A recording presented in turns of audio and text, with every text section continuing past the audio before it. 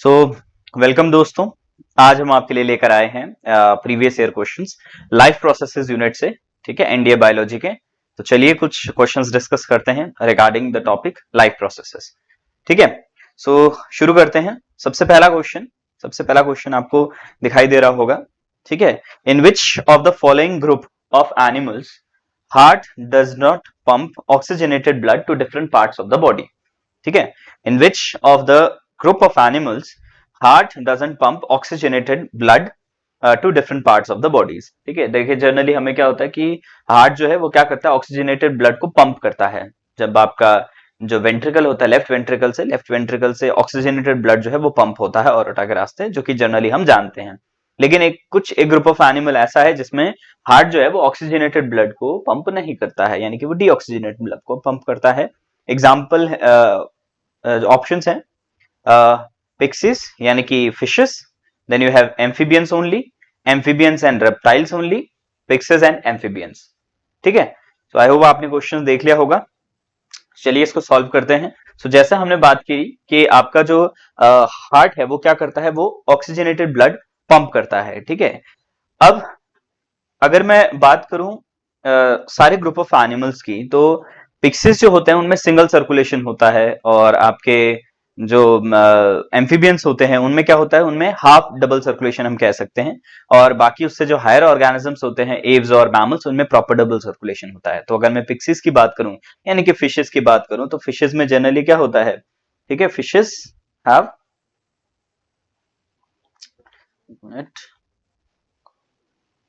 सो अगर मैं फिशेस की बात करता हूं, ठीक है, सो फिशेस में क्या होता है, फिशेस में होता है single circulation. They have circulation single circulation, that is they have to chambered heart. तो यहां से उनका डीऑक्सीजनेटेड ब्लड आता है आर्टरियम में, और फिर वेंट्रिकल से ही उनका जो ब्लड है वो पंप हो जाता है। ठीक है, that is the deoxygenated blood. ठीक है, सो इसका जो करेक्ट आंसर है that is pixies only. Option A is the correct answer. तो चलिए नेक्स्ट क्वेश्चन की तरफ बढ़ते हैं। ठीक है, सो नेक्स्ट क्वेश्चन बहुत ही सिंपल है। नेक्स्ट क्वेश्चन क्या कहता है, नेक्स्ट क्वेश्चन कहता है कि the filtration unit of kidneys are called as ureter, urethra, neurons और नेफ्रॉन्स। ठीक है, तो इसका करेक्ट आंसर क्या है, इसका जो करेक्ट आंसर है दैट इज नेफ्रॉन। ठीक है, जनरली हमने देखा होगा कि यू हैव अ ग्लोमेरुलस। ठीक है, इस तरीके से आपका एक ग्लोमेरुलस होता है, और कुछ इस तरीके से आपका ये diagram is there for nephron. ठीक है, सो ये नेफ्रॉन ही क्या करता है, यही फिल्ट्रेशन का काम करता है। ठीक है, so this is a nephron and this nephron act as a filtration unit of kidney. इसको फंक्शनल यूनिट भी कह सकते हो आप किडनी की। So that the correct answer is nephrons. चलिए आगे बढ़ते हैं। Name the substance.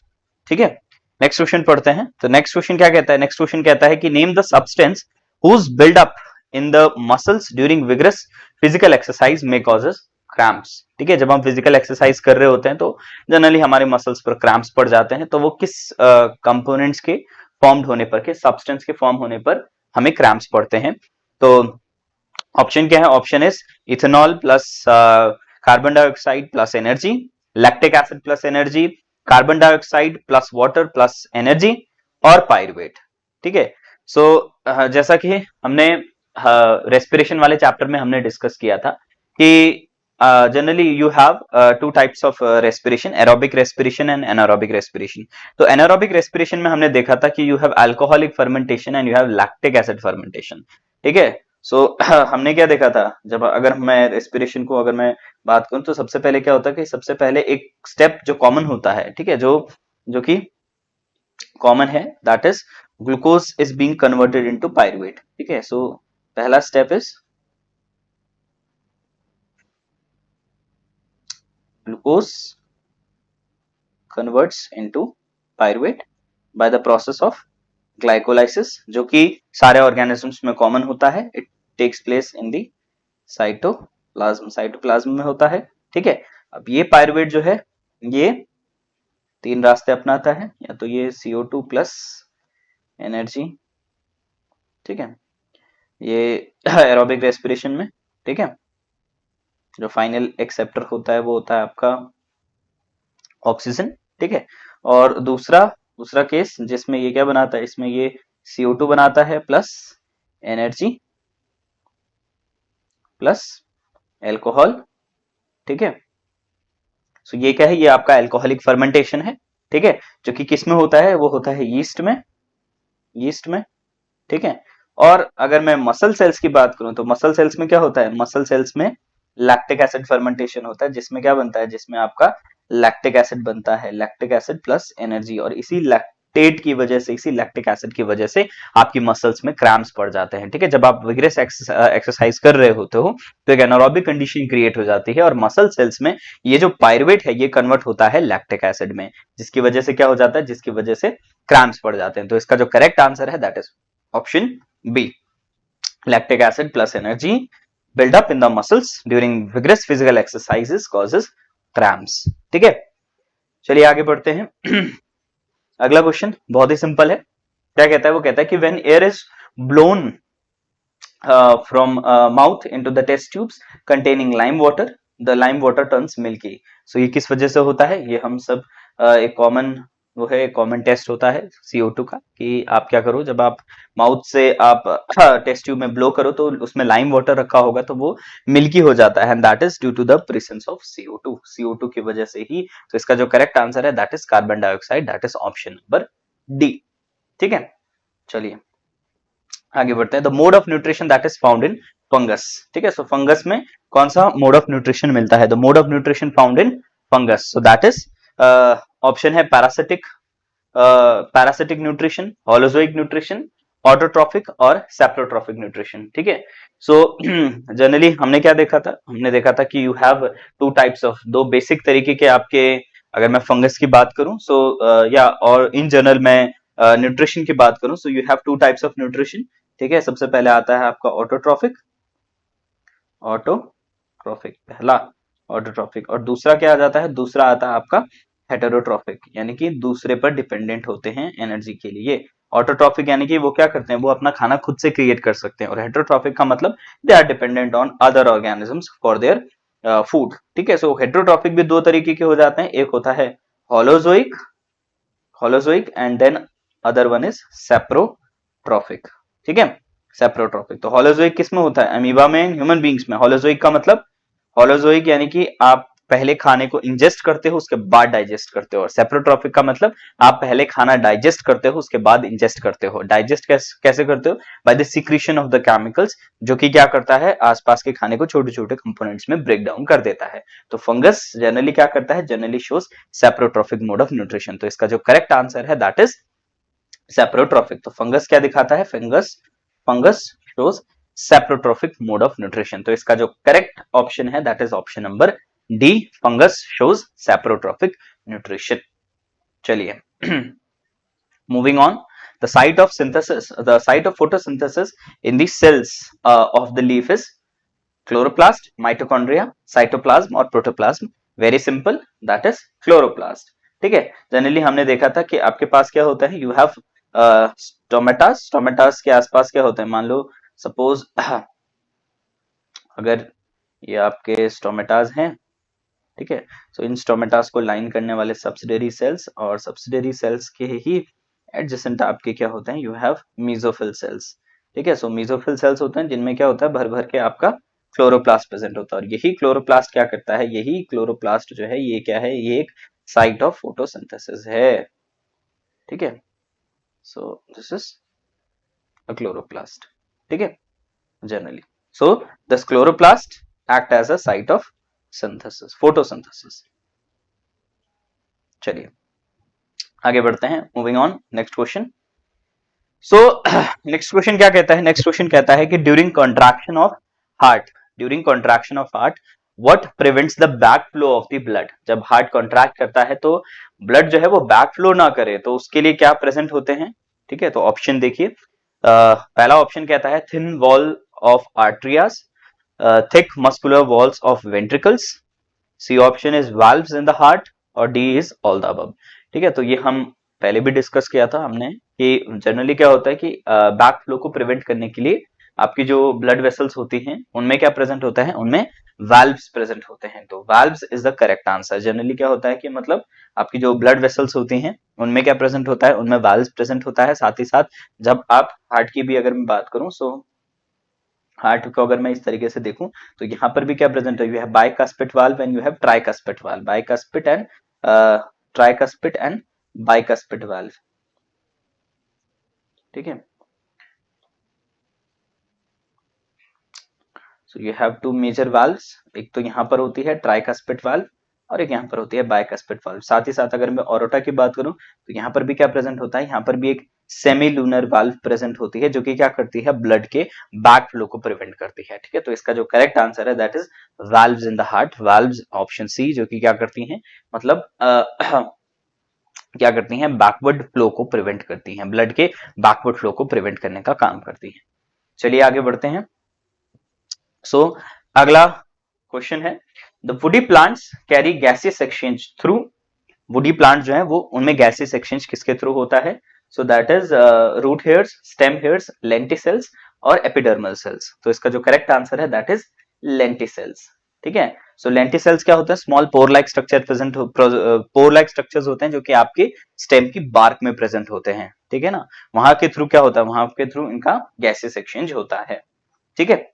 चलिए आगे बढ़ते हैं, ठीक है। सो नेक्स्ट क्वेश्चन क्या कहता है, नेक्स्ट क्वेश्चन कहता है the contraction and expansion movement of the valves of the walls of the food pipe is called as, the contraction and expansion movement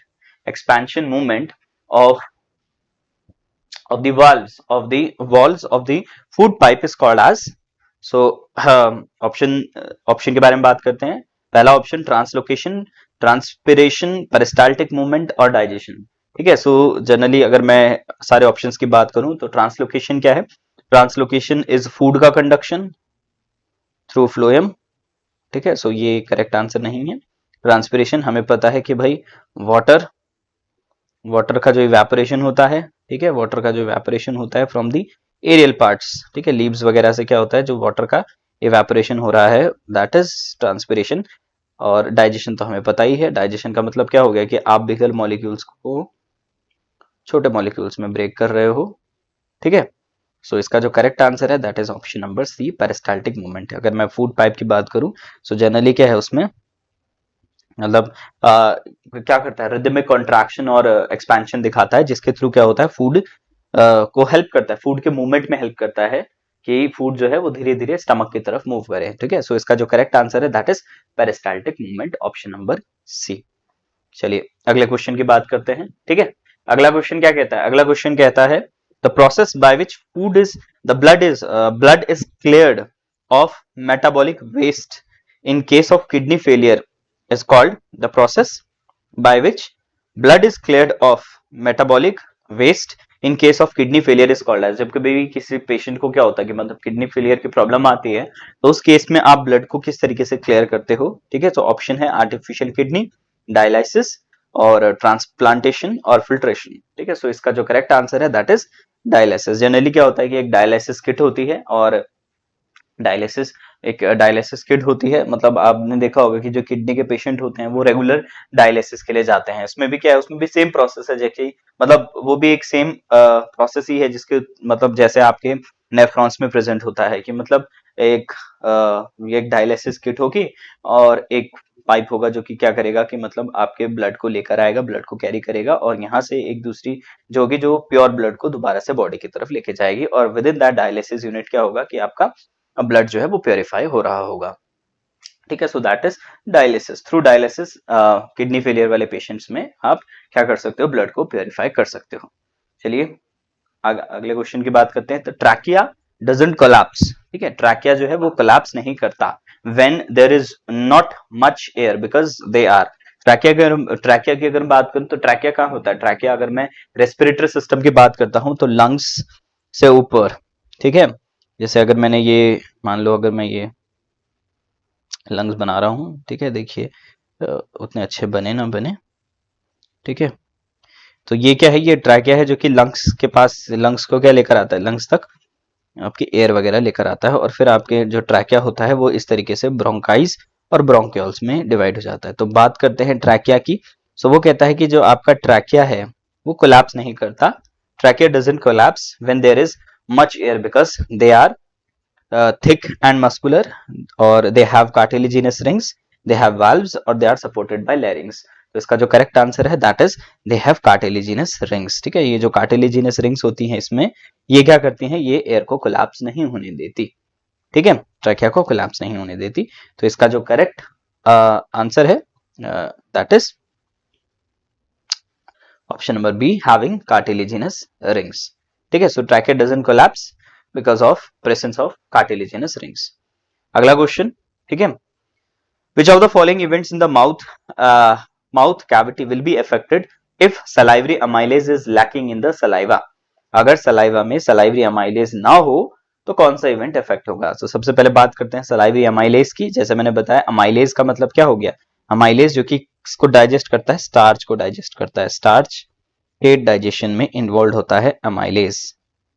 ठीक है, so starch breaking down into the sugar, देखिए पहला ही option आ गया है, पहला ही ऑप्शन वैसे करेक्ट है। Protein break down into the amino acids, amylase protease की कैटेगरी में नहीं आता है, यानी कि वो प्रोटीन को ब्रेक डाउन नहीं करता है, तो B option is incorrect.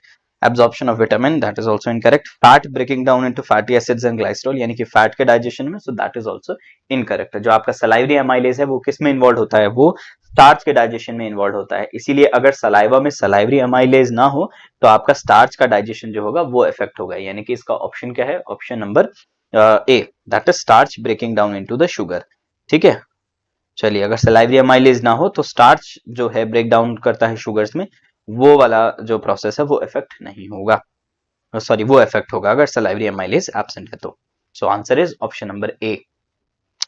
Moving on, which region of the alimentary canal absorbs the digested food? ठीक है ना, मतलब एलिमेंट्री कैनाल की अगर मैं बात करूं तो एलिमेंट्री कैनाल, जैसे हमने बात की कि आपका जो डाइजेस्टिव सिस्टम होता है, ठीक है, डाइजेस्टिव सिस्टम की अगर हम बात करूं, सो अगर मैं ह्यूमन डाइजेस्टिव सिस्टम की अगर हम बात कर रहे हैं, डाइजेस्टिव सिस्टम के दो पार्ट्स, एक तो क्या मेन आपका एलिमेंट्री कैनाल, ठीक है, एलिमेंट्री कैनाल, और एलिमेंट्री कैनाल के साथ साथ आपका एसोसिएटेड ग्लैंड्स। ठीक है, जो एसोसिएटेड ग्लैंड्स होते हैं वो, ठीक है, डाइजेस्टिव ग्लैंड्स कह सकते हैं। ठीक है, सो एलिमेंट्री कैनाल के अलग अलग पार्ट्स, माउथ आपका oesophagus, then stomach, small intestine, large intestine, anus, ये सारे के सारे क्या हैं? ये आपके एलिमेंट्री कैनाल का पार्ट है, और एक ऐसा पार्ट है जहां पर एब्जॉर्प्शन होता है। सो मैक्सिमम एब्जॉर्प्शन जनरली किस में प्रेजेंट होता है? स्मॉल इंटेस्टाइन होता है। अगर मैं स्मॉल इंटेस्टाइन की वॉल्स की अगर बात करूं तो उनमें क्या प्रेजेंट होते हैं? उनमें इस तरीके से विलाइज प्रेजेंट होते हैं। दे हैव विलाइज इन माइक्रो विलाइज, जो कि क्या करते हैं? सरफेस एरिया को इंक्रीज कर देते हैं। किस चीज के लिए? आपके एब्जॉर्प्शन के लिए। तो जो भी खाना डाइजेस्ट हुआ है वो क्या होगा? वो एब्जॉर्ब होगा with the help of small intestine. ठीक है, चलिए आगे बढ़ते हैं। अगला question, amoeba shows which kind of nutrition? ठीक है, देखिए हमने अभी डिस्कस किया टाइप ऑफ न्यूट्रिशन को लेकर कि आपका जो हेटेरोट्रॉफिक न्यूट्रिशन होता है वो दो पार्ट्स में डिवाइडेड होता है। दो पार्ट्स यानी कि होलोजोइक एंड सेप्रोट्रॉफिक। होलोजोइक में क्या होता है कि आप खाने को पहले इंजेस्ट करते हो, उसके बाद डाइजेस्ट करते हो। तो अगर मैं अमीबा की बात करूं, ठीक है, सो जनरली हमने अमीबा का डायग्राम देखा होगा कि आपका अमीबा क्या करता है, कुछ इस तरीके से अपने सूडोपोडिया निकालता है। अगर ये आपका फूड पार्टिकल है तो वो क्या करेगा? सूडोपोडिया की मदद से उस फूड पार्टिकल को इनगल्फ करेगा। इनगल्फ करने के बाद फिर क्या करेगा? वो उसको डाइजेस्ट करेगा। ठीक है ना, उसके बाद वो उसको क्या कर देगा? उसको छोटे छोटे कंपोनेंट्स में ब्रेक डाउन कर देगा। ठीक है, सो अमीबा में क्या होता है? Amoeba have holozoic mode of nutrition. ठीक है, सो होलोजोइक मोड ऑफ न्यूट्रिशन दिखाता है कौन? अमीबा। ठीक है, so answer is option number B, holozoic mode of nutrition that is shown by amoeba. ठीक है, अगली अगला है, the exit of the unabsorbed food material is regulated by. ठीक है, जो आपका अनएब्सॉर्ब्ड फूड है, अनएब्सॉर्ब्ड फूड है, वो उसकी जो एग्जिट है, ठीक है, उसका जो रिमूवल है उसको रेगुलेट कौन करता है? Option is liver, anus, small intestine, anal sphincter. देखिए अगर एग्जिट की बात की जाए तो एग्जिट किसके थ्रू होता है? एनस के थ्रू होता है, लेकिन यहाँ पर रेगुलेशन की बात की गई है तो दैट इज स्पिंचर। ठीक है, जनरली स्पिंचर कहाँ प्रेजेंट होता है? स्पिंचर्स छोटी छोटी मसल्स होती हैं, मसल्स लाइक स्ट्रक्चर्स होते हैं जो कि क्या करते हैं? आपके खाने को एक चेम्बर से दूसरे चेम्बर में जाने के लिए रेगुलेट करते हैं। मतलब मतलब खाने को क्या करेंगे? एक तरीके से रेगुलेट करेंगे कि हाँ भाई कितना, मतलब जैसे बहुत सारे स्पिंचर्स प्रेजेंट होते हैं, जैसे आपके you have sphincter of Oddi, साथ ही साथ अगर मैं बात करूं तो इलियोकाइकम स्पिंचर प्रेजेंट होता है, साथ ही साथ अगर स्टमक में भी स्पिंचर प्रेजेंट होगा, इसोफेगस और स्टमक के जंक्शन पर भी आपका स्पिंचर प्रेजेंट होगा। मतलब स्पिंचर क्या है? मसल्स होती हैं जो कि क्या करती हैं? खाने को एक चेम्बर से दूसरे चेम्बर में जाने में रेगुलेट करती हैं। ठीक है, सो खाने का एग्जिट जो होगा, जो अनएब्सॉर्ब फूड मटेरियल होगा, that will also be regulated by another sphincter that is called as anal sphincter. ठीक है, चलिए आगे बढ़ते हैं। When a few drops of iodine solution, ठीक है, when a few drops of iodine solution is added to rice water, the solution turns blue black in color। ठीक है, so this indicates that the rice water contains, ठीक है, rice water में क्या present होता है, अगर वो कहता है कि राइस वाटर में अगर मैं आयोडीन सॉल्यूशन डालता हूं तो वो सॉल्यूशन जो होता है वो ब्लू ब्लैक कलर में कन्वर्ट हो जाता है।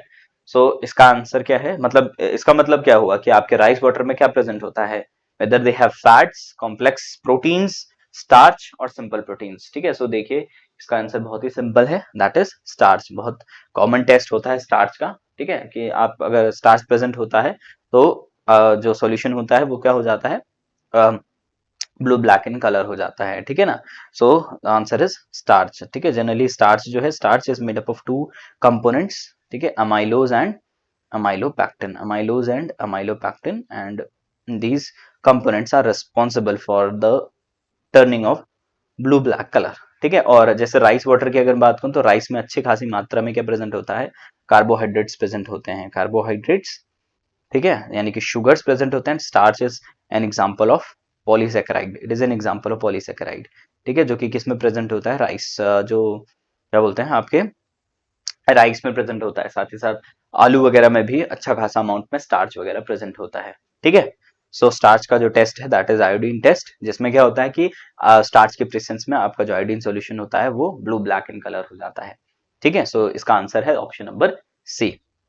Moving on, the breakdown of the pyruvate to give carbon dioxide, water and energy takes place in, ठीक है, जिसमें कार्बन डाइऑक्साइड, वाटर और एनर्जी निकलती है, सो दैट इज माइटोकॉन्ड्रिया। जैसे हमने अभी डिस्कस भी किया था कि आपका जो डाइजेशन होता है, मतलब सॉरी रेस्पिरेशन है, तो सेलुलर रेस्पिरेशन में सबसे पहले क्या होता है कि सबसे पहले अगर मैं सपोज ये आपका सेल है, ठीक है, suppose this is a cell and this is your mitochondria.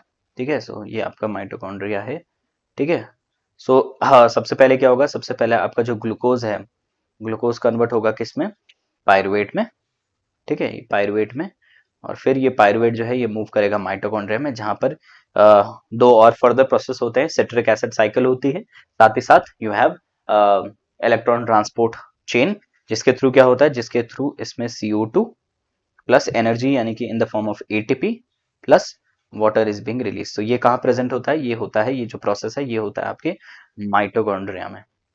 ठीक है, it takes place in mitochondria. तो इसका जो करेक्ट आंसर है that is option number B, mitochondria. चलिए आगे बढ़ते हैं। Glycolysis takes place in which part of the cell, glycolysis कहाँ होता है, सबसे पहले बात करते हैं कि व्हाट इज ग्लाइकोलाइसिस। नाम से ही पता चल रहा है ग्लाइकोलाइसिस, लाइसिस का मतलब ब्रेकडाउन, ग्लूकोज का ब्रेकडाउन। ठीक है, सो जैसे हमने बताया भी था अभी थोड़े पहले ही हमने क्वेश्चन डिस्कस किया था कि ग्लूकोज का ब्रेकडाउन होता है किसमें, पायरुवेट में। ठीक है, और ये स्टेप जो होता है it is common to all, सारे ऑर्गेनिज्म, वेदर एनारोबिक और वेदर एरोबिक, इन सब में होता है। और ये कहाँ होता है, ये आपके साइटोप्लाज्म में होता है। ठीक है, it takes place in the cytoplasm. तो इसका करेक्ट आंसर है that is option number A, cytoplasm. Moving on, the respiratory pigment in human beings is, respiratory pigment generally क्या होता है कि मतलब आपका जो रेस्पिरेशन है, तो रेस्पिरेशन में क्या होगा, गैसेस एक्सचेंज वगैरह होगा, तो वो जो ऑक्सीजन है उसको कैरी करने वाला कौन होता है, ठीक है, वो रेस्पिरेटरी पिगमेंट कौन है ह्यूमन बींग्स में, जो ब्लड में प्रेजेंट होता है, that is we all must be knowing that is haemoglobin. ठीक है ना, हीमोग्लोबिन होता है जो कि क्या करता है, ऑक्सीजन को कैरी करता है ऑक्सी हीमोग्लोबिन के फॉर्म में। तो that is the major respiratory pigment in human beings. Carotene, chlorophyll plants में होते हैं। ठीक है, और माइटोकॉन्ड्रिया तो ऑर्गेनेली है, it is not a pigment. ठीक है, सो इसका जो करेक्ट आंसर है दैट इज हीमोग्लोबिन। ठीक है, so name the pores in a leaf, leaf में pores through which the respiratory exchange of the gases takes place. Example is lenticels, sorry options are lenticels, vacuoles, xylem and stomata. ठीक है, तो इसका जो correct answer है that is stomata. ठीक है, leaf में क्या प्रेजेंट होता है, लीफ के एपिडर्मल सरफेस पर छोटे छोटे pore like structures that are called as stomatas. ठीक है, जिनके थ्रू क्या होता है, जिनके थ्रू गैसेस एक्सचेंज होता है। चलिए आगे बढ़ते हैं। Moving on, name the circulatory fluid in the human body other than blood, blood के अलावा और कौन सा फ्लूइड प्रेजेंट होता है ह्यूमन बॉडी में। Exam options are platelets, RBCs, lymphs and plasma. ठीक है, देखिए प्लेटलेट्स क्या है, platelets and RBCs are cells, platelets are thrombocytes, RBCs red blood cells. ठीक है, RBCs रेड ब्लड सेल्स, ठीक है। Then lymph, lymph lymph is extracellular fluid, and plasma is the part of blood का part होता है other than the cellular or the cellular elements, ठीक है। So इसका जो करेक्ट आंसर है दैट इज लिम्फ, ठीक है। जनरली हमने लिम्फ की भी बात करी होगी कि लिम्फ को हम क्या कहते हैं, lymph is called as the middle man, lymph is the middle man, ठीक है, ऑफ द सर्कुलेटरी सिस्टम, ठीक है। It is also the extra cellular fluid, extra vascular fluid, ठीक है, ठीक है, जो कि क्या करता है, जो मेन जो भी एक्सचेंज होगा सेल्स का ब्लड के थ्रू, वो किसके थ्रू होगा, उसको मेडिएट करेगा आपका लिम्फ, तो एक मिडिल मैन की तरह काम करता है। तो अदर देन ब्लड हमारे पास एक मेजर फ्लूइड प्रेजेंट होता है, सर्कुलेटरी फ्लूइड होता है, दैट इज लिम्फ, ठीक है। चलिए, so blood vessels which pump the blood from the heart to the entire body, जो कि क्या करता है, हार्ट को ब्लड को पंप करता है from the heart to the entire body, ठीक है। सो जनरली हमने जब हम सर्कुलेशन डिस्कस किया था तो हमने बात की थी, अगर मैं ब्लड वेसल्स की बात करता हूं तो you have 3 types of blood vessels. जैसे अगर मैं ब्लड की बात करूं तो ब्लड अगर बॉडी से जा रहा है किसकी तरफ, हार्ट की तरफ, ठीक है। सो बॉडी से हार्ट की तरफ, या बॉडी टिश्यूज की अगर मैं बात करूं, सो बॉडी टिश्यूज से हार्ट की तरफ जो ब्लड वेसल्स ब्लड को कैरी करते हैं उनको हम कहते हैं वेन्स, ठीक है। और हार्ट से जो बॉडी टिश्यूज की तरफ लेकर आते हैं उनको हम कहते हैं आर्टरीज, ठीक है। सो वेन्स क्या कैरी करती हैं, वेन्स कैरी करती हैं डीऑक्सीजनेटेड ब्लड, और आर्टरीज कैरी करती हैं ऑक्सीजनेटेड ब्लड, ठीक है। सो इसका जो करेक्ट आंसर है दैट इज आर्टरी, ठीक है, आर्टरीज, ठीक है। कैपिलरीज की अगर बात करूं तो कैपिलरीज क्या होती है, कैपिलरीज आपका जंक्शंस होती हैं किसके बीच में, वेन्स और आर्टरीज के बीच का जंक्शन, अगर ये वेन्स हैं ये आर्टरीज हैं, so this particular junction will be called as capillaries, ठीक है। So capillaries is the tuft of blood vessels, आप कह सकते हो स्मॉल नैरो, ठीक है, blood vessels, capillaries. Then veins, veins जैसे मैंने बताया कि ब्लड को बॉडी से हार्ट की तरफ लेके जाने का काम, डीऑक्सीजनेटेड ब्लड को कैरी करने का काम वेन्स का होता है। Haemoglobin is the respiratory pigment, ठीक है। चलिए, तो इसका जो करेक्ट आंसर है that is option number A, arteries. Moving on, ठीक है। So the only artery that carries deoxygenated blood, अभी हमने डिस्कस किया था कि आपकी जो आर्टरीज होती हैं, आर्टरीज क्या कैरी करती हैं, arteries generally oxygenated blood carry करती हैं, लेकिन एक पर्टिकुलर आर्टरी ऐसी है जो कि डीऑक्सीजनेटेड ब्लड कैरी करती है। सो इसका आंसर क्या है, दैट इज योर ऑप्शन, देखते हैं वेना कावा। वेना कावा क्या करती है, अगर मैं हार्ट की अगर मैं बात करूं, सपोज अगर हार्ट के 4 चेंबर्स अगर मैं मान लूं, तो वेना कावा क्या करता है, vena cava you have superior vena cava and inferior vena cava, जो कि क्या करता है, राइट आर्टरम में ब्लड को लेकर आता है, ठीक है। और राइट आर्टरम से ब्लड जाता है कहां पर, लेफ्ट राइट वेंट्रिकल की तरफ। राइट वेंट्रिकल से ये जो डीऑक्सीजनेटेड ब्लड है ये कहाँ जाता है, ये जाता है आपके लंग्स की तरफ, और लंग्स से फिर एक वेन होती है जो कि लेकर आती है, ठीक है, ऑक्सीजनेटेड ब्लड, ठीक है, ऑक्सीजनेटेड ब्लड, और फिर ऑर्टा के रास्ते लेफ्ट वेंट्रिकल से सारा का सारा जो ब्लड है वो बॉडी की तरफ पंप होता है, ठीक है। सो सो हम यहाँ पर बात करें कि artery which carries the deoxygenated blood, ठीक है। सो आर्टरीज के बारे में हमने क्या पढ़ा था, आर्टरीज के बारे में हमने पढ़ा है कि आपका जो आर्टरीज होती हैं वो ब्लड को हार्ट से बॉडीज की तरफ लेके जाती हैं, बॉडी टिश्यूज की तरफ लेके जाती है। तो ये आर्टरी जनरली क्या है, जैसे अगर मैं इस आर्टरी की बात करूं तो ये क्या है, ये भी एक आर्टरी है, ठीक है, ये भी एक आर्टरी ही है, बट ये क्या कर रही है, ये डीऑक्सीजनेटेड ब्लड कैरी कर रही है, ठीक है। सो इस आर्टरी का नाम क्या है, इसका आर्टरी का नाम होता है पल्मोनरी आर्टरी, पल्मोनरी आर्टरी, ठीक है। सो पल्मोनरी आर्टरी क्या है, पल्मोनरी आर्टरी इकलौती ऐसी आर्टरी है जो कि डीऑक्सीजनेटेड ब्लड कैरी करती है। सो इसका आंसर है पल्मोनरी आर्टरी, ठीक है। ये चारों ऑप्शंस याद रखिएगा, इन चारों ऑप्शंस के बारे में मैं यहीं पे बता दूं। वेना कावा लार्जेस्ट वेन, ठीक है, pulmonary vein, only vein that carry the oxygenated blood, that is the pulmonary vein, ठीक है। pulmonary artery only artery that carries deoxygenated blood, and aorta largest artery, ठीक है। सो इन चारों के बारे में काफी सवाल पूछा जाता है, ठीक है। देखिए, the only when that carries the oxygenated blood, बहुत आसान है, that is pulmonary vein. When deoxygenated blood carry करती है, लेकिन इकलौती ऐसी वेन है जो कि ऑक्सीजनेटेड ब्लड कैरी करेगी, दैट इज पल्मोनरी वेन। और इकलौती ऐसी आर्टरी जो कि डीऑक्सीजनेटेड ब्लड कैरी करेगी, दैट इज पल्मोनरी आर्टरी, ठीक है। The largest when of the human body vena cava, ठीक है, अभी हमने डिस्कस किया। लार्जेस्ट आर्टरी इज ऑरोटा, ठीक है। तो ये चारों चीजें याद रखिएगा, कॉमन क्वेश्चन है। चलिए आगे बढ़ते हैं। Name the tube which connects the kidney to the urinary bladder, urinary bladder को कनेक्ट करती है किडनी के साथ। तो अगर मैं ह्यूमन एक्सक्रीटरी सिस्टम का डायग्राम बनाऊं, so suppose these are your kidneys, ठीक है, और यहाँ पर कहीं पर आपका यूरिनरी ब्लैडर। ठीक है, सो यहाँ से क्या प्रेजेंट होती है, यहाँ से एक ट्यूब लाइक स्ट्रक्चर्स प्रेजेंट होते हैं, a pair of tube is there. ठीक है, जिनको हम क्या कहते हैं, जिनको हम कहते हैं यूरेटर। ठीक है, ये आपका क्या हो गया, ये हो गया आपका यूरिनरी ब्लैडर। यूरिनरी ब्लैडर जिसका काम क्या है, यूरिन को स्टोर करना। दीज आर योर किडनीज, ये आपकी किडनीज हैं। ठीक है, kidney then you have urethra. ठीक है, सो किडनीज क्या करती हैं, kidneys urine formation, blood filtration का काम करती हैं। यूरिन फॉर्म होगा और वो यूरेटर के रास्ते, यूरेटर का काम है ट्रांसपोर्ट करना, कहां से, किडनीज से यूरिनरी ब्लैडर की तरफ यूरिन को ट्रांसपोर्ट करना, और यूरिनरी ब्लैडर का काम है उसको स्टोर करना, यूरेथ्रा के थ्रू क्या है वो यूरिन का रिलीज होगा। ठीक है, सो इसका जो करेक्ट आंसर है दैट इज यूरेटर। ठीक है, यूरेथ्रा मैंने डिस्कस कर लिया। Nephron is the unit. ठीक है, nephron is a filtration unit, tubules is a part of nephron. ठीक है, चलिए, and ureter is the tube that connects the kidney with the urinary bladder। तो answer is ureter, option number D. चलिए आगे बढ़ते हैं। So moving on, which part which part of the nephrons allows the selective reabsorption of the useful substances like absorption of useful substances like glucose, amino acids, salts and water into the blood capillaries। ठीक है, सो अब अगर मैं nephron का diagram बनाऊं, सो nephron के diagram में क्या प्रेजेंट होता है, सबसे पहले यू हैव बोमेंस कैप्सूल इस तरीके से।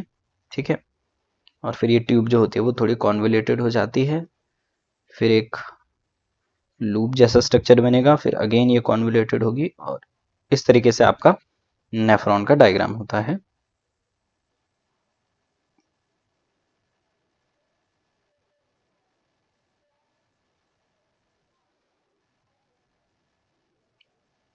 ठीक है, और इसी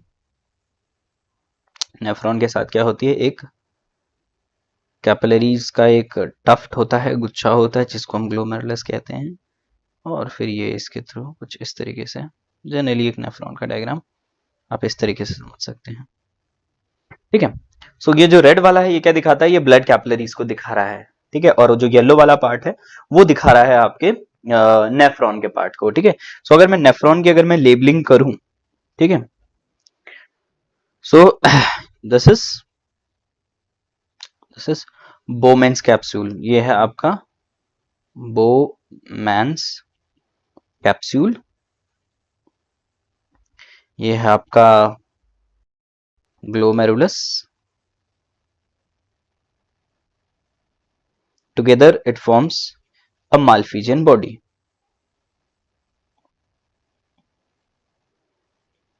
बनाता है Malpighian body।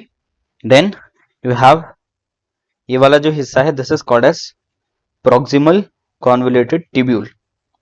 ये वाला जो है this is called as distal convoluted tubule। proximal मतलब आगे की तरफ, distal मतलब पीछे की तरफ, convoluted मतलब it is not linear। ठीक है, the ridges and grooves की फॉर्म में है convoluted। ये आपका जो पोर्शन है this is Henle's loop, और ये हो जाती है आपकी कलेक्टिंग डक्ट।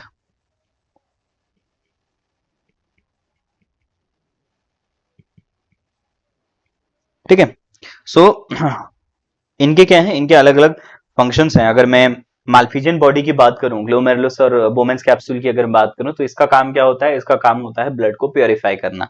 ठीक है, सो मेनली देखिए नेफ्रॉन के तीन मेजर काम होते हैं, एक तो सेलेक्टिव एब्जॉर्प्शन और सिक्रीशन एंड यूरिन फॉर्मेशन। ठीक है, सो यूरिन फॉर्मेशन का काम किसका होता है, आपके जो प्राइमरी यूरिन बनेगा, ठीक है, that will be formed in the Malpighian body, glomerulus and बोमेंस capsule. और जो एब्जॉर्प्शन का काम होता है वो काम होता है इस ट्यूब्यूल का। ठीक है, सो ये जो ट्यूब्यूल दिखाई दे रही है आपको, ये पूरा का पूरा ये जो रीनल ट्यूब्यूल वाला पार्ट है, this complete thing is a part of renal tubule, जिसमें आपका proximal convoluted tubule, Henle's loop और डिस्टल कॉन्वोल्यूटेड ट्यूब्यूल आ जाता है। इन तीनों का काम क्या होता है, इन तीनों का काम होता है selective absorption of useful substances, साथ ही साथ जो भी हार्मफुल सब्सटेंसेस होंगे उनका सिक्रीशन भी ये करते हैं। ठीक है, सो इसका जो करेक्ट आंसर है that is option number A, tubule. Glomerulus and बोमेंस capsule, जैसे मैंने बताया कि वो किसके पार्ट होते हैं, वो होते हैं आपके माल्फिजियन बॉडी के पार्ट। इनका मेन काम होता है यूरिन फॉर्मेशन का, और आपका जो यूरेटर है उसका काम है यूरिन को कैरी करना from kidneys to the urinary bladder. ठीक है, सो आई होप क्लियर हो गया होगा। चलिए बढ़ते हैं आगे। सो नेक्स्ट क्वेश्चन क्या कहता है? नेक्स्ट क्वेश्चन कहता है कि which part of the digestive system, the part of the digestive system where no digestion takes place, जहां पर कोई भी डाइजेशन नहीं होता है। एलिमेंट्री कैनाल का ही एक पार्ट है जहां पर कोई डाइजेशन नहीं होता। Ileum, stomach, mouth and oesophagus. तो पहले तीनों ऑप्शन क्या है? तीनों ऑप्शंस में डाइजेशन होता है, ठीक है। जैसे स्टमक है, स्टमक में आपका प्रोटीन का डाइजेशन होगा, इलियम वगैरह में भी प्रोटीन का डाइजेशन, फैट्स वगैरह का डाइजेशन। देन माउथ की अगर बात करूं तो माउथ में सलाइवरी अमाइलेज है जहां पर स्टार्च का डाइजेशन होता है। ईसोफेगस की अगर बात करूं तो ईसोफेगस में कोई भी डाइजेशन नहीं होता, उसका काम सिर्फ और सिर्फ खाने को कैरी फॉरवर्ड करना है, जिसमें पेरिस्टाल्टिक मूवमेंट होते हैं। तो इसका जो करेक्ट आंसर है that is option number D, oesophagus, that is food pipe जहां पर कोई डाइजेशन नहीं होता है, ठीक है। आगे बढ़ते हैं। नॉर्मल ब्लड प्रेशर, ठीक है। So normal blood pressure that is systolic by diastolic pressure. Systolic pressure यानी कि high BP, diastolic low BP, ठीक है। सो इसका जो नॉर्मल बीपी होता है, इसकी जो वैल्यू होती है वो कितनी होती है? 120 by 80 mmHg, 160 by 80 mmHg, 120 by 60 mmHg और 180 बाई 80 mmHg। तो इसका जो करेक्ट आंसर है दैट इज ऑप्शन नंबर ए, 120/80, ठीक है। सो 120 bye 80 mmHg is the normal blood pressure. High blood pressure normal is normal high BP is 120 mmHg, normal low BP is 80 mmHg। चलिए अब बात करते हैं कुछ असर्शन एंड रीजनिंग वाले क्वेश्चंस के बारे में, ठीक है ना। ये वाले क्वेश्चंस भी काफी इंपॉर्टेंट हैं और काफी ट्रिकी हो सकते हैं कभी कभी, क्योंकि हमें दोनों समझ में आते हैं, असर्शन और रीजन भी हमें समझ में आता है, बट हमें ये समझ नहीं आता कि वो उसका करेक्ट ऑप्शन है या नहीं, वो उसका करेक्ट एक्सप्लेनेशन है या नहीं। तो इसका बेस्ट तरीका ये है कि आप पहले असर्शन को अच्छे तरीके से पढ़ें, उसके बाद रीजन को अच्छे तरीके से पढ़ें। पहले ये चीजें माइंड में क्लियर कर लें कि दोनों के दोनों करेक्ट हैं या नहीं है। उसके बाद फाइंड द आंसर। अगर असर्शन को क्वेश्चन के फॉर्म में ले और रीजन में उसका आंसर फाइंड करने की कोशिश करें। अगर आपको मिलता है तो it is the correct explanation, अगर नहीं मिलता है तो it is not the correct explanation, ठीक है। जैसे कि यहां पर दिया गया है assertion, so all proteins in our food are digested in small intestines only, ठीक है। यहां पर देखिए, यहां पर लिखा है कि all proteins in our food are digested in small intestine only. Small intestine only की अगर बात करूं तो प्रोटीन जो है वो स्मॉल इंटेस्टाइन में ही डाइजेस्ट होता है, ऐसा नहीं है। स्टमक में भी बिट अमाउंट ऑफ प्रोटीन जो है वो डाइजेस्ट होता है, ठीक है। अगर इसमें ओनली वाली स्टेटमेंट देखें तो उस हिसाब से असर्शन जो है वो गलत है। The protein digesting enzymes are released into small intestine, जो कि करेक्ट है। जनरली क्या होता है कि आपके पैनक्रियाटिक जूस होता है, उसमें आपका पेप्सिन वगैरह प्रेजेंट होता है, जो कि क्या करता है, प्रोटीन को डाइजेस्ट करता है। ट्रिप्सिन्स वगैरह प्रेजेंट होते हैं, यू हैव केमोट्रिप्सिन्स, ठीक है। ये क्या करते हैं, पेप्सिन जनरली स्टमक में प्रेजेंट होता है।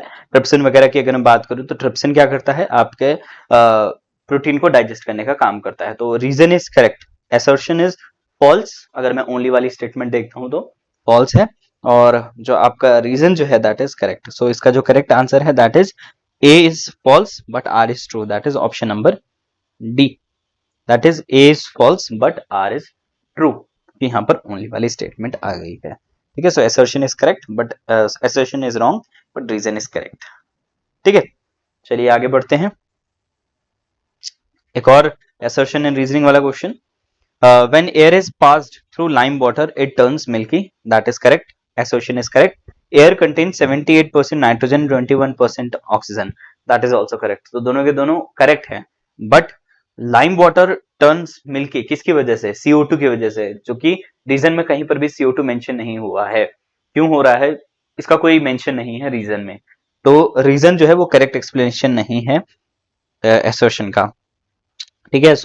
इसका आंसर क्या आ जाता है, इसका आंसर आ जाता है ऑप्शन नंबर बी, कि both A and R true होते हैं but R is not the correct explanation of A, ठीक है। असर्शन और रीजन दोनों करेक्ट हैं, बट रीजन जो है वो असर्शन का करेक्ट एक्सप्लेनेशन नहीं है। चलिए आगे बढ़ते हैं, मूविंग ऑन, ठीक है। Veins have thin walls to collect blood from different organs, veins में थिन वॉल्स होती हैं, करेक्ट है। Blood in veins are not under pressure, blood जो है ब्लड जो वेन्स में है वो प्रेशर में नहीं होता, दैट इज ऑल्सो करेक्ट। ठीक है, एंड देखा जाए तो वेन्स के थिन वॉल होने का रीजन यही है कि वेन्स में क्या होता है, ब्लड प्रेशर में नहीं होता, जिसकी वजह से वेन्स क्या होते हैं, वेन्स आर थिन वॉल्ड। ठीक है, क्योंकि वहां पर उतना प्रेशर नहीं है तो थिकनेस की इतनी ज्यादा जरूरत नहीं है। तो दोनों के दोनों क्या है, दोनों के दोनों करेक्ट हैं। assertion is also correct, reason is also correct, and that reason is the correct explanation of assertion। ठीक है, सो इसका जो आंसर है that is A. Both A and R true and R is the correct explanation of A. चलिए, I hope clear हो गया होगा, आगे बढ़ते हैं। So moving on, plants, so which plant tissues transport water and minerals from the root to the leaves। ठीक है, so generally plant tissues की अगर बात करूं तो दो तरीके के आपके कंडक्टिंग टिश्यूज होते हैं। ठीक है, you have xylem and you have phloem. ठीक है, जाइलम होता है एंड यू हैव फ्लोएम। ठीक है, सो जाइलम क्या कंडक्ट करता है, जाइलम कंडक्ट करता है वाटर प्लस उसमें जो डिजॉल्व मिनरल्स होते हैं उनको ट्रांसपोर्ट करने में हेल्प करता है। फ्लोएम की अगर मैं बात करूं, सो फ्लोएम क्या करता है, फ्लोएम सुक्रोज यानी कि फूड को कंडक्ट करने का काम करता है। ठीक है, सो इसका जो करेक्ट आंसर है that is which part plant tissues transport water and minerals from the roots to the leaves. ठीक है, रूट से लीव्स तक पानी को और मिनरल्स को कौन पहुंचाता है, सॉइल से, दैट इज जाइलम। ठीक है, so correct answer is xylem. Xylem is a major conducting tissue जो कि क्या करता है, वाटर को कंडक्ट करता है। अगर जाइलम की में भी अगर मैं बात करूं, सो you have vessels, vessels present होते हैं जो कि कंडक्शन का काम करते हैं। ठीक है, चलिए moving on. Autotrophic organism includes, autotrophic organisms में कौन कौन आते हैं। ऑटोट्रॉफिक का मतलब क्या हो गया, ऑटोट्रॉफिक का मतलब हो गया कि आपका जो खाना है वो क्या है, वो स्वयं बनाते हैं। ऑटो ट्रॉफिक मतलब एनर्जी। ठीक है, सो एनर्जी जो है मतलब किसी पर डिपेंडेंट नहीं होते अपनी एनर्जी के लिए। ठीक है, सो इसमें कौन आते हैं, जनरली हमें पता है कि ग्रीन प्लांट्स तो आते ही आते हैं, उसके अलावा कौन आता है, चलिए ऑप्शन ऑप्शन देखते हैं। Bacteria and viruses, all bacterias are not autotrophic, so option is incorrect. Bacteria and fungi, fungi saprotrophic mode of nutrition है, ऑटोट्रॉफिक नहीं दिखाता, इसीलिए B is also incorrect. Talking about option number C, green plants and some bacteria, that is true। कुछ bacterias होते हैं जो कि autotrophic होते हैं, उसमें भी photosynthetically autotrophic and chemosynthetically autotrophic आ जाते हैं। ठीक है, and option number D, green plants and all bacterias, so all bacterias are not autotrophic.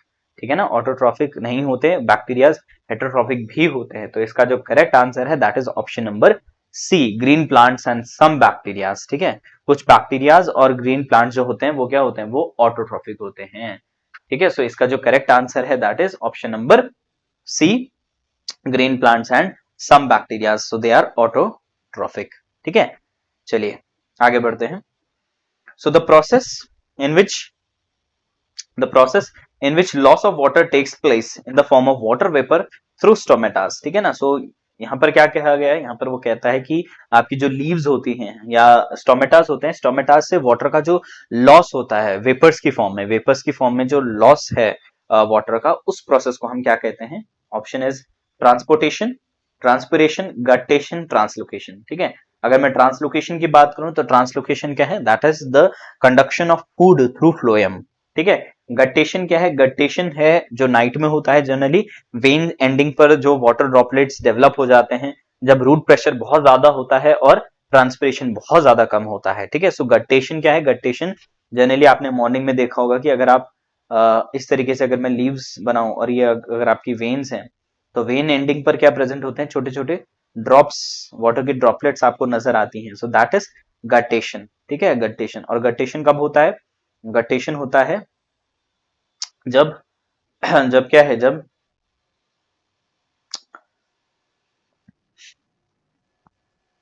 Guttation, guttation की क्या कंडीशन है, ये भी आप इंपॉर्टेंट है, ये भी आप याद रख सकते हैं। गटेशन कब होता है, गटेशन होता है जब आपका रूट प्रेशर जो होता है वो ज्यादा होता है, root pressure is high.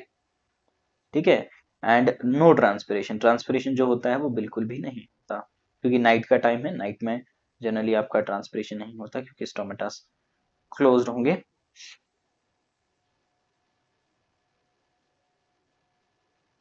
transpiration is absent. So transpiration is not there and root pressure is there. ठीक है, so generally हुआ क्या, क्योंकि पानी का जाने का रास्ता क्या होता है, जनरली ट्रांसपिरेशन ही होता है. अब रूट प्रेशर बहुत ज्यादा नीचे से तो प्रेशर आ रहा है बट ऊपर से पानी रिलीज नहीं हो रहा है, तो वो सारा पानी कहाँ जाएगा, वो सारा का सारा वेन के एंडिंग के थ्रू जाएगा. ठीक है, so that is called as guttation. ठीक है, and transportation, in general transpiration is the answer. इसका आंसर क्या है, दैट इज ट्रांसपिरेशन. क्योंकि पूछा क्या गया है, that the process in which loss of water takes place in the form of water vapours through stomatas. ठीक है, जनरली हमने ट्रांसपिरेशन के बारे में क्या पढ़ा है कि जो भी आपके एरियल पार्ट्स होते हैं प्लांट्स के, अगर मैं एरियल पार्ट्स की बात करूं तो वहां से जो भी आपके वाटर का जो भी लॉस होता है, ठीक है, that is called as transpiration. ठीक है, उसको हम क्या कहते हैं, that is called as transpiration. So loss of water in the form of vapours through the aerial parts of the plant is called as transpiration. So इसका जो correct answer है दैट इज ट्रांसपिरेशन. चलिए बढ़ते हैं. A large quantity of which of the following is removed from our body by lungs. lungs के through major चीज क्या release होती है, क्या रिमूव होता है from our body, CO2 and water, CO2, FLO और अमोनिया. सो इसका जो करेक्ट आंसर है दैट इज CO2. ठीक है, जनरली हमें पता है कि लंग्स के थ्रू, लंग्स में एल्वियोली होती है, एल्वियोली के थ्रू क्या होता है, जैसे अगर ये एल्वियोली की वॉल है और ये अगर आपकी ब्लड वेसल्स की वॉल है, ठीक है, सो एल्वियोली से CO2 O2 जो है वो जाएगा ब्लड वेसल्स में और ब्लड वेसल से CO2 जो है वो एल्वियोली में आएगा और एल्वियोली से CO2 बाहर रिलीज होगा. तो मेनली क्या है, large amount of CO2 is removed from our body through lungs, CO2. So answer is option number B. चलिए आगे बढ़ते हैं. Blood pressure is measured by an instrument. ठीक है, आपने देखा होगा कि ब्लड प्रेशर को नापने जाते हैं तो एक इंस्ट्रूमेंट होता है जो कि आपको यहाँ पर वो आपको टाई कर देता है और एक प्रेशर वैक्यूम देने प्रेशर देने का काम करता है. ठीक है, so that is called as, ठीक है, ऑप्शन है बैरोमीटर, प्रेशर को नापता है ये बट नॉट ब्लड प्रेशर. ठीक है, स्पिग्मोमैनोमीटर. ठीक है, so that is the instrument जो कि क्या करता है, ब्लड प्रेशर को नापता है. फोटोमीटर, मैनोमीटर रूट प्रेशर को नापने का काम करता है, मैनोमीटर. ठीक है, स्पिग्मोमैनोमीटर इज द आंसर. ठीक है, चलिए आगे बढ़ते हैं. Blood pressure is measured by the instrument called as स्पिग्मोमैनोमीटर.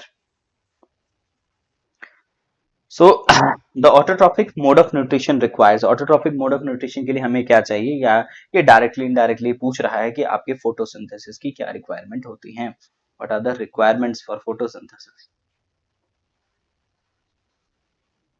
ठीक है,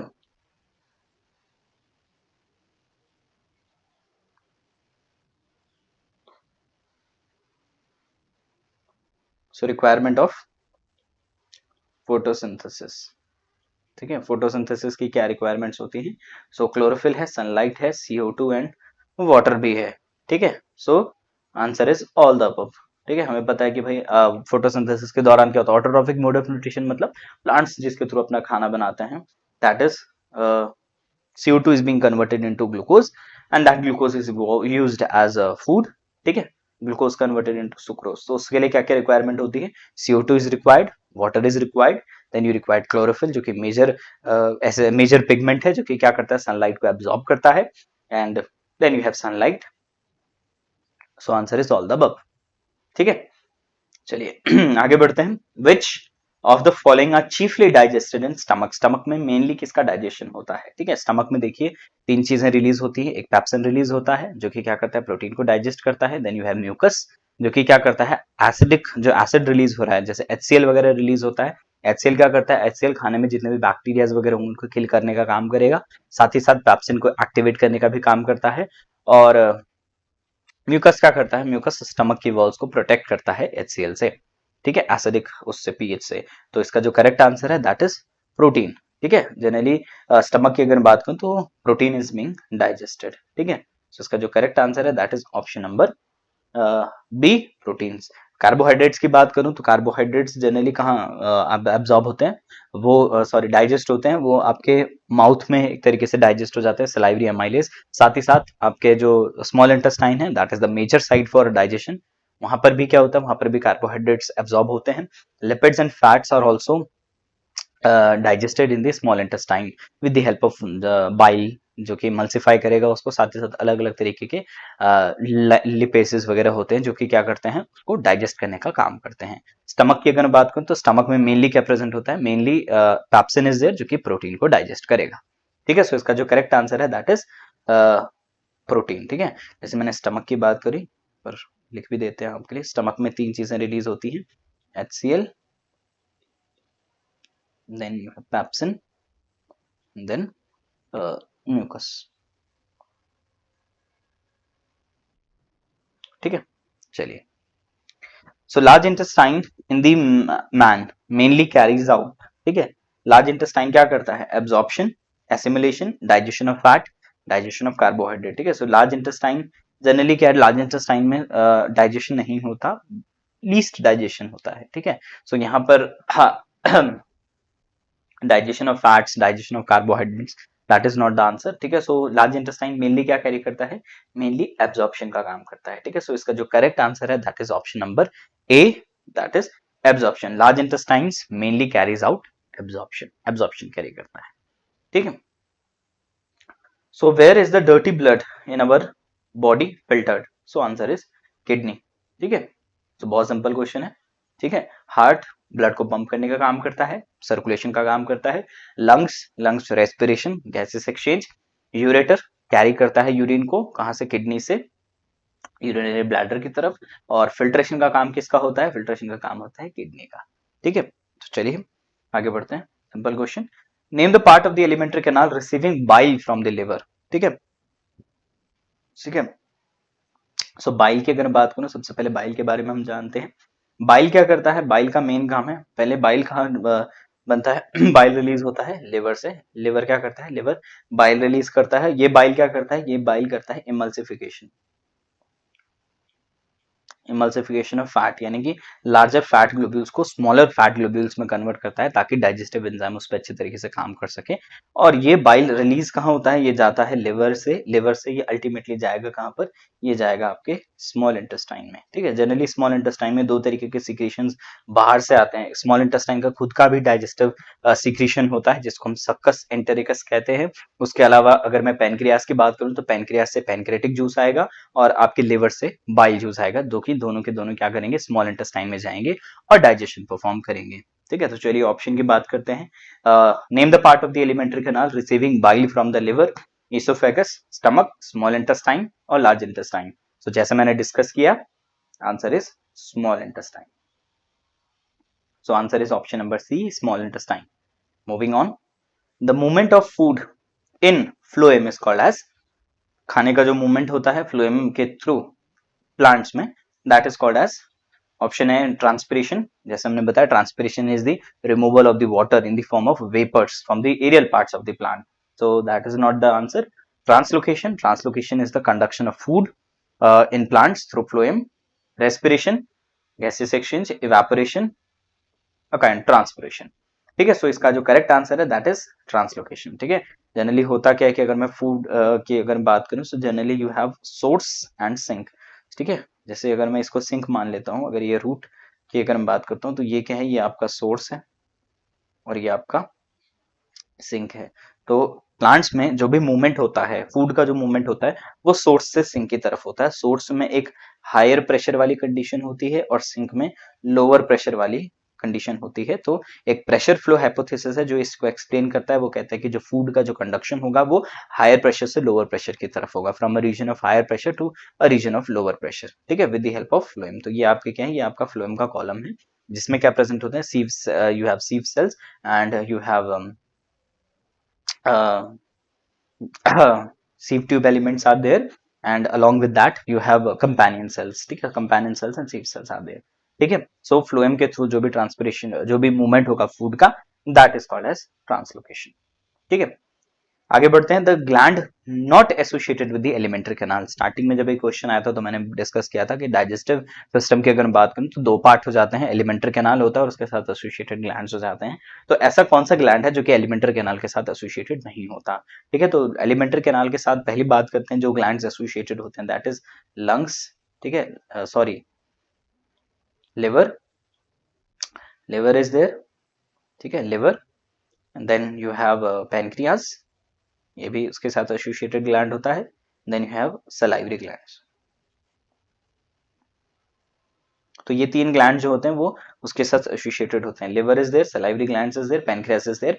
adrenal gland is not associated. Adrenal, renal से ही पता चल रहा है, रीनल का मतलब क्या हो गया, किडनी। तो किडनी के ऊपर एक इस तरीके का एक स्ट्रक्चर प्रेजेंट होता है किडनी की अगर बात करूं, ठीक है। तो अगर किडनी की बात की जाए, तो ये किडनी है, तो किडनी के ऊपर ऐसा टैप लाइक स्ट्रक्चर होता है जिसको हम एड्रिनल ग्लैंड कहते हैं, जो कि आपके एलिमेंट्री कैनाल के साथ एसोसिएटेड नहीं होता। तो इसका जो करेक्ट आंसर है that is option number D, adrenal gland. Adrenal gland is not associated with the alimentary canal. चलिए आगे बढ़ते हैं। So which of the following statement is not correct, इनमें से कौन सी स्टेटमेंट जो है वो करेक्ट नहीं है, ठीक है। सो which of the following statement is not correct? So deoxygenated blood is poured into right atrium of the heart, ठीक है। deoxygenated blood is poured into the right atrium of the heart। तो अगर मैं heart का quickly अगर मैं एक छोटा सा ऐसे डायग्राम बनाऊं, तो वेना कावा के थ्रू राइट एट्रियम में क्या जाता है, ये आपका राइट एट्रियम हो गया, यहाँ पर deoxygenated blood जाता है। तो deoxygenated blood is poured into the right atrium of the heart, so this statement is true, this statement is true। The excretory unit of flatworms is flame cells, ठीक है। Flat warm में flame cells present होते हैं, flat worms यानी कि Platyhelminthes, ठीक है। सो अगर मैं प्लैटीहेल्मिन्थीज की बात करूं, सो प्लैटीहेल्मिन्थीज हैव, देखिए ये बहुत ज्यादा जरूरी है ये क्वेश्चंस कि प्लैटीहेल्मिन्थीज में कौन सा एक्सक्रीटरी यूनिट होता है और आपका जो आर्थ्रोपोडा है उसमें कौन सा होता है। तो Platyhelminthes have flame cells, so this statement is also correct. इसके अलावा अगर मैं आर्थ्रोपोडा की अगर बात क्विकली टॉकिंग अबाउट आर्थ्रोपोडा, तो आर्थ्रोपोडा में क्या प्रेजेंट होते हैं, मालफिजियन ट्यूब्यूल्स, ये भी आपको याद रखना है।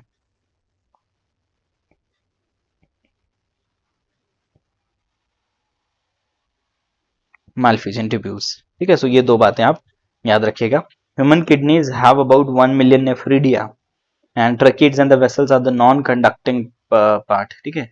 So human kidneys have about 1 million nephridia, और जो ऑप्शन नंबर डी है, tracheids and vessels are the non living conducting tissues, ठीक है। No doubt vessels and tracheids जो होते हैं वो जाइलम का पार्ट होते हैं।